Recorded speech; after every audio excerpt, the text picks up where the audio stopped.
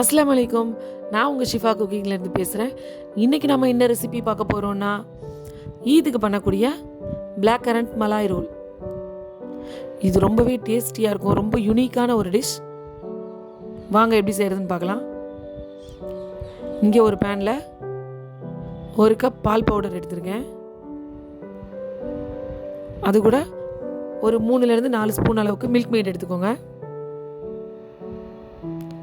அதோட இந்த சின்ன கப் அளவுக்கு பால். இப்போ இது எல்லாத்தையும் நல்லா மிக்ஸ் பண்ணிக்கலாம். இது நம்ம ஸ்டஃபிங்கான ரபடி செய்கிறதுக்காக பண்ணிக்கிட்டு இருக்கோம். அதனால் பாலை கொஞ்சமாக சேர்த்துக்கோங்க. எல்லாம் மிக்ஸ் ஆயிடுச்சு. இப்போ அடுப்பில் வச்சு கொதிக்க விடலாம். அது கொஞ்சம் சூடு கொதிக்க ஆரம்பிக்கும் போது அதில் 1 ஸ்பூன் நெய் சேர்த்துக்கிறேன்.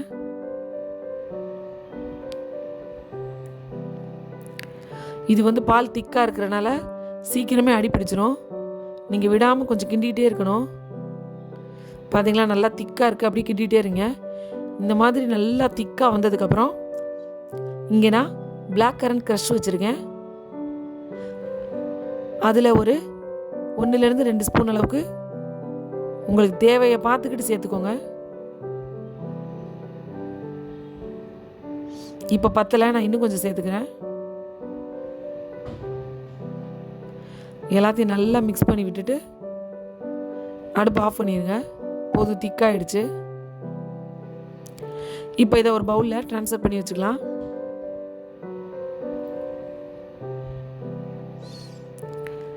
இப்போ வேற ஒரு பாத்திரத்தில் 1 கப் திக்கான பால் எடுத்துருக்கேன். இந்த பாலில் ஒரு 3 ஸ்பூன் சர்க்கரை சேர்த்துக்கிறேன். சர்க்கரை நான் கம்மியாக தான் சேர்த்துருக்கேன். ஏன்னா திரும்ப நம்ம இதில் அதே பிளாக் கரண்ட் க்ரஷ் சேர்க்க போகிறோம். அதுலேயும் கொஞ்சம் இனிப்பு ஃப்ளேவர் இருக்கிறனால இதில் கொஞ்சம் கம்மியாக சர்க்கரை சேர்த்துக்கோங்க. இப்போ இந்த பால் நல்லா திக்காயிருச்சு. இருங்க, நான் ஸ்பூனில் எடுத்து இப்போ காமிக்கிறேன் பால் எப்படி திக்காக இருக்குன்னு. பார்த்தீங்களா, நல்லா திக்காயிருச்சு. இந்த அளவுக்கு இருந்தாலே போதும். இப்போ இதுலேயும் ஒரு 3லேருந்து 4 ஸ்பூன் அளவுக்கு பிளாக் கரண்ட் க்ரஷ் சேர்த்துக்கிறேன்.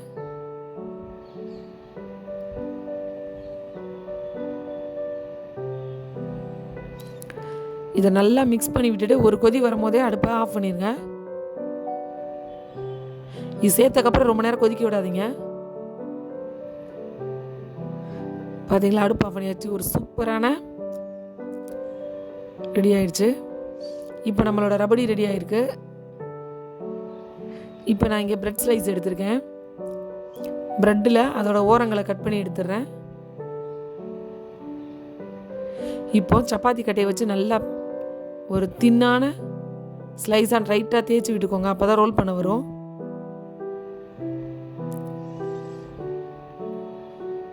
இப்போ நல்லா டைட்டாக தேய்ச்சி எடுத்துட்டேன்.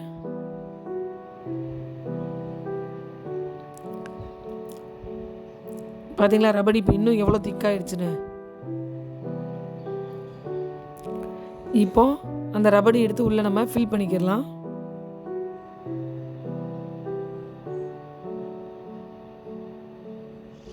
பார்த்தீங்களா, நல்லா ஒரு திக்காக ஒரு ஸ்டஃபிங் மாதிரி ஃபில் பண்ணிட்டேன். இப்போ அது மேலே பொடியாக கட் பண்ணால் பாதாம் சேர்த்துக்கிறேன்.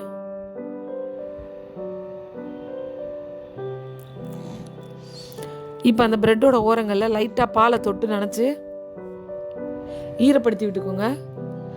அப்போ தான் அதை நம்ம ரோல் பண்ணும்போது ஒட்ட வரும். இப்போ அதை பிடிச்சி நல்லா டைட்டாக அப்படியே ரோல் பண்ணிங்கன்னா அவ்வளோதான். அந்த எட்ஜஸை டைட்டாக பிடிச்சி அப்படி ப்ரெஸ் பண்ணி விட்டீங்க. பால் சேர்த்து ஈரப்படுத்தியிருக்கீங்கல்ல, அதனால் அது ஒட்டிடும்.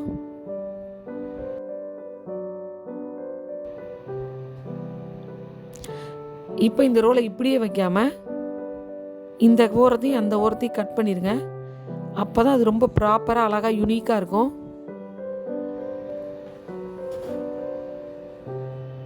பார்த்தீங்களா எவ்வளோ அழகாக இருக்குன்னு. அதே மாதிரி இந்த ஓரத்தையும் கட் பண்ணிடுங்க.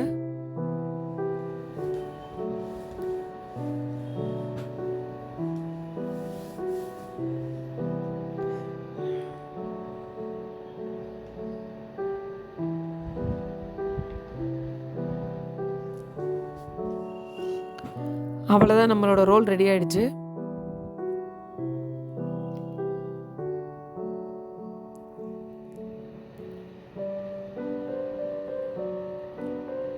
இதே மாதிரி நம்மளோட ரோல் எல்லாத்தையும் ரெடி பண்ணி வச்சுக்கலாம்.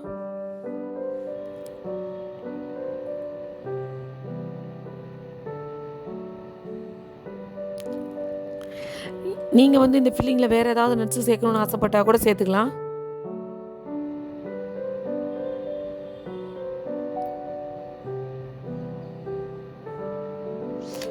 அவ்வளோதான், லைட்டாக அந்த கார்னரை டைட் பண்ணி விட்டிங்கன்னா அது ஒட்டிக்கிறோம்.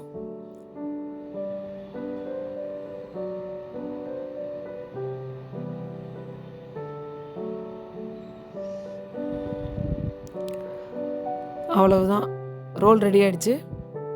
சூப்பரான ரெசிபி. உங்களோட ஈதில் நீங்களும் உங்கள் வீட்டில் இதை ட்ரை பண்ணி பாருங்கள். உங்கள் குழந்தைங்களுக்குலாம் ரொம்பவே பிடிக்கும். இது ரொம்பவே ஒரு யூனிக்கான ரெசிபி. இது வரைக்கும் நீங்கள் கேள்விப்பட்டிருக்கவே மாட்டீங்க. ட்ரை பண்ணி பாருங்கள், அதே மாதிரி ரொம்ப டேஸ்ட்டாக இருக்கும். இந்த ரெசிபி உங்களுக்கு பிடிச்சிருந்துச்சுன்னா என்னோடய சேனலை லைக் பண்ணுங்கள், ஷேர் பண்ணுங்கள், சப்ஸ்கிரைப் பண்ணுங்கள். மறந்துடாமல் பெல் ஐக்கானை கிளிக் பண்ணுங்கள். சூப்பர், சப்ஸ்கிரைப் பண்ணுங்க. Thank you.